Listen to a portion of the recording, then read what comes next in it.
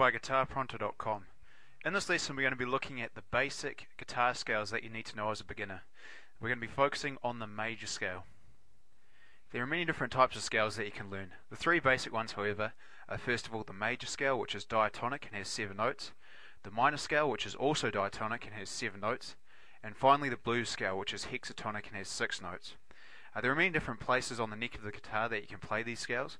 We're going to be looking at the basic scale structure, and this structure doesn't change no matter what key you play it in.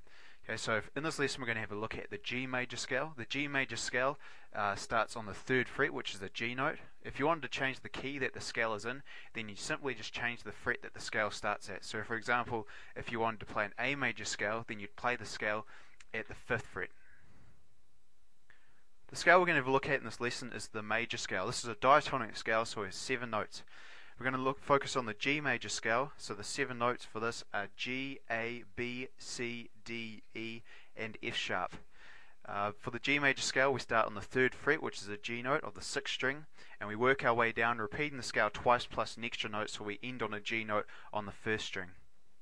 Okay, so the notes. So we'll start on the 6th string, and the notes you need to play the scale. First of all, G at the 3rd fret of the 6th string, A note at the 5th fret of the 6th string, and a B note at the 2nd fret of the 5th string, and the C note at the 3rd fret of the 5th string, a D note at the 5th fret of the 5th string, E note at the 2nd fret of the 4th string, F sharp note at the 4th fret of the 4th string, G note at the 5th fret of the 4th string, an A note at the 2nd fret of the 3rd string, a B note at the 4th fret of the 3rd string, a C note at the 5th fret of the 3rd string, a D note at the 3rd fret of the 2nd string, an E note at the 5th fret of the 2nd string, an F sharp note at the 2nd fret of the 1st string, and a G note at the 3rd fret of the 1st string. And that's our scale done.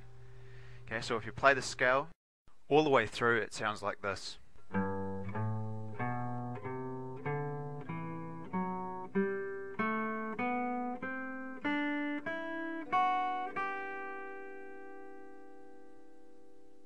Practicing guitar scales is really good for hand coordination and strength.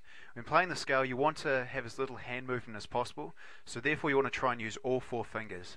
Okay, you want to try working on speeding up the rate that you're able to play the scale. You also want to learn how to link the scales so you can play them up and down the fretboard, and this will be really useful when you start playing solos and start freestyling to music. Thank you for watching this video, and for more help, make sure you visit www.guitarpronto.com.